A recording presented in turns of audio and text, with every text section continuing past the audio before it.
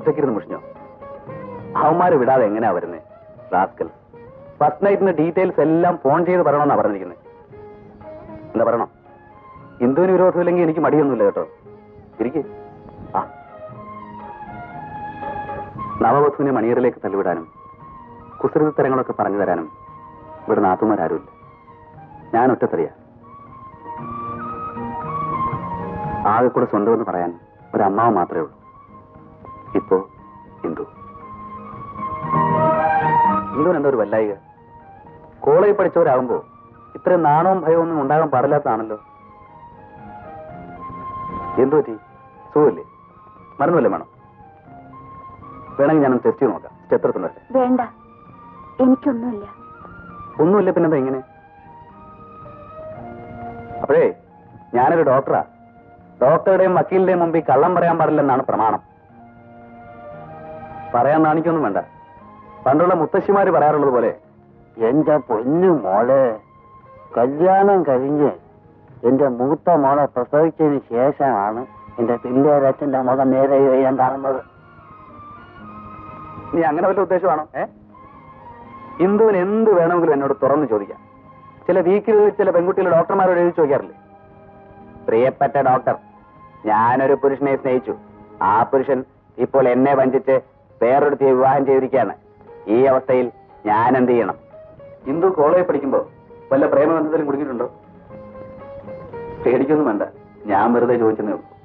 കോളേജിൽ പഠിക്കുന്ന കാലത്ത് എനിക്ക് പലരെയും പ്രേമിക്കണമെന്നും ലവ് ലെറ്റർ കൊടുക്കണമെന്നും ഒക്കെ ആഗ്രഹം ഉണ്ടായിരുന്നു. പക്ഷേ ഒരു പൂച്ചക്കാലം നമ്മളെ പ്രേമിക്കാൻ ഉണ്ടായില്ല.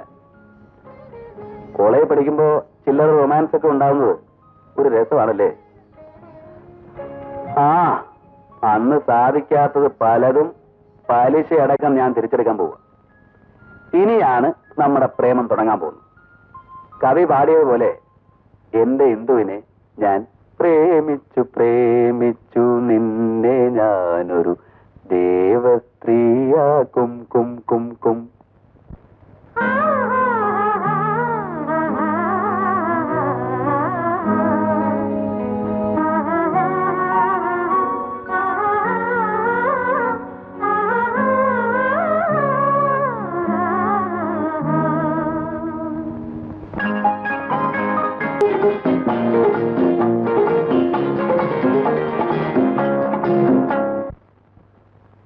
വാ ഹരിയേട്ടാ.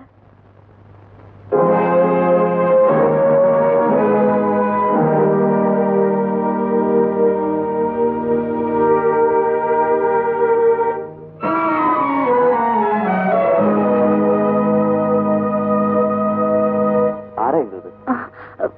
ഇത് ജയേട്ടൻ, അമ്മാവന്റെ മകനാണ്. ഓഹോ. Hello hello. മിസ്റ്റർ ജയനെ കല്യാണത്തിന് കണ്ടില്ലല്ലോ. ജയേട്ടൻ ക്രിക്കറ്റ് പ്ലെയർ ആണ്. ഇംഗ്ലണ്ട് ടെസ്റ്റ് മാച്ചിന് പോയിരിക്കുകയായിരുന്നു. മിസ്റ്റർ ജയൻ വീട്ടിലേക്ക് വരുന്നില്ലേ? അല്പം തിരക്കുണ്ട്. ഇനി ഒരിക്കൽ തീർച്ചയായിട്ടും വരണം. ഓക്കെ, ശരി, വരൂ.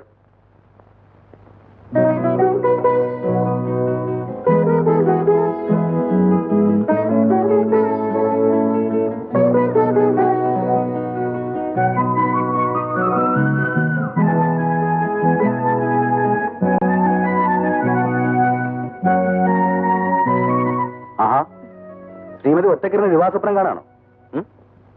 ലാത്രേ, ഒരു കാപ്പി എടു. നമുക്കൊന്ന് പുറത്തു പോവാം. ഞാൻ ഇപ്പൊ കുളിച്ച് റെഡിയായിട്ട് വരാം. അല്ല, ഒരു കാര്യം ചെയ്യാം, നമുക്കൊരു സമൂഹ കുളിയങ്ങ് പാസ്സാക്കാം. ഞാൻ കുറച്ചു മുമ്പ് കുളിച്ചതാ. ആ, നീ എന്നും ഇങ്ങനെ കുളിച്ചിരുന്നാ മതിയോ? ഈ അടുത്ത കാലത്ത് ഒരു സ്മാൾ പയ്യൻസിനെ പെറ്റുവരാനുള്ള പരിപാടിയൊന്നും ഇല്ലേ? ഒരു ഗ്രീൻ സിഗ്നൽ കണ്ടിട്ട് അമേരിക്കക്ക് പോകാന്ന് വെച്ചാൽ അതിനും കഴിയില്ല. നമുക്കില്ല, അവനെ അവിടെ ചെന്ന് സാധിക്കാം. ഒരു ദിവസം ഇന്ദുവിനെ എനിക്കും അമേരിക്കയിലേക്ക് പോകാനുള്ള പേപ്പേഴ്സുമായി ഞാൻ വീട്ടിലേക്ക് കയറി ചെന്നപ്പോൾ എന്റെ വയറ്റിൽ കിടക്കുന്ന കുഞ്ഞ്. ഇന്ദു, ക്രിക്കറ്റ് ടെസ്റ്റിന് ഞാൻ ഇംഗ്ലണ്ടിൽ പോയി തിരിച്ചു വന്നപ്പോഴാണ് നിന്റെ വിവാഹം നടന്ന വിവരം അറിഞ്ഞത്. അതുകൊണ്ടാണ് ഇങ്ങനെയെല്ലാം സംഭവിച്ചു പോയത്. നിന്നെയും നിന്റെ വയറ്റിൽ വളർന്ന കുഞ്ഞിനെയും സ്വീകരിക്കാൻ ഞാൻ ഇപ്പോഴും തയ്യാറാണ്.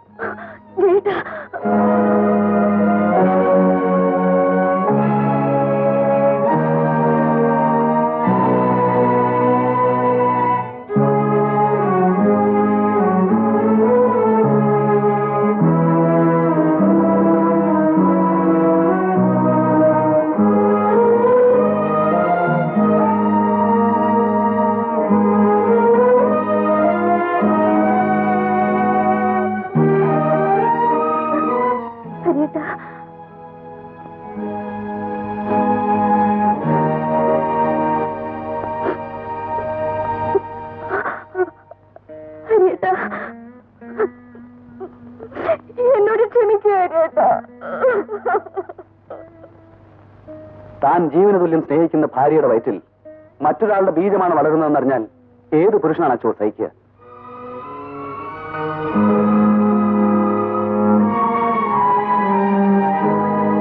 ഞങ്ങൾ അമേരിക്കയ്ക്ക് പോകാൻ തീരുമാനിച്ചിരുന്ന ദിവസം ഞാൻ ഇന്ദുവിനെയും കൂട്ടി ജയന്റെ വീട്ടിലേക്ക് ചെന്നു.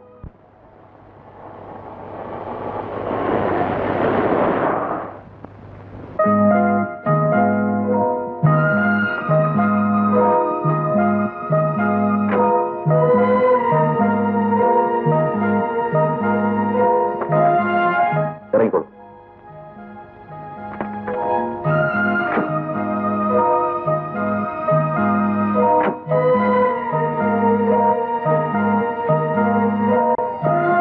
ഇതൊരു പട്ടുസാരിയാണ്. ഹിന്ദു മതാചാര പ്രകാരം പുരുഷൻ സ്ത്രീക്ക് പുടവ കൊടുക്കുന്ന ഒരു ചടങ്ങുണ്ടല്ലോ. ജയനൊരു പക്ഷേ അത് വാങ്ങിക്കാണില്ല. ജയനോട് പുടവ തന്ന് ഹിന്ദുവിനെ സ്വീകരിക്കാൻ പറയും.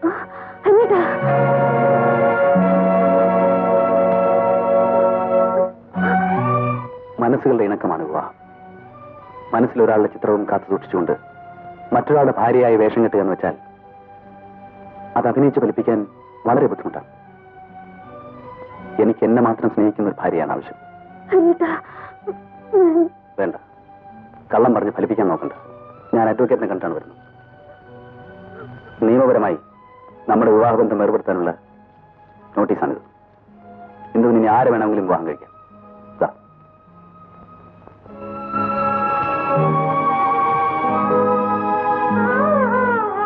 ഞാൻ ഇന്ന് അമേരിക്കയ്ക്ക് പോവാണ്. ഇന്ദുവിനെ കൂടെ കൊണ്ടുപോകണമെന്ന് ആഗ്രഹമുണ്ടായിരുന്നു. ഇനി ഇതിന്റെ ആവശ്യമില്ലല്ലോ.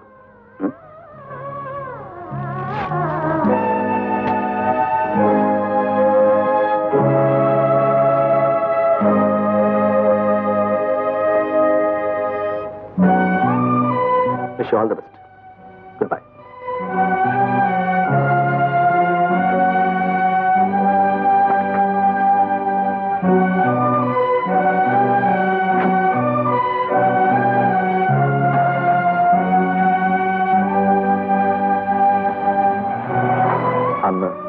അവിടെ വെച്ച് ഞാനും ഇന്ദുവും തമ്മിലുണ്ടായിരുന്ന ബന്ധം വേർപെട്ടു. ഇന്ദു ഈ ഹോസ്പിറ്റലിലാണ് ജോലി ചെയ്യുന്നതെന്ന് അറിഞ്ഞിരുന്നെങ്കിൽ ഞാനിങ്ങോട്ട് വരില്ലായിരുന്നു. ഞാൻ കാരണം ഇന്ദുവിന്റെ ജോലി നഷ്ടപ്പെട്ടുകൂടാ. മിസ്റ്റർ ഹരിദാസ്, ഞാൻ നിങ്ങളുടെ മനസ്സ് വേദനിപ്പിച്ചിട്ടുണ്ടെങ്കിൽ ഐ ആം സോറി. ഇന്ദുവിനോട് നാളെ തന്നെ ജോലിക്ക് കയറാൻ പറയാം.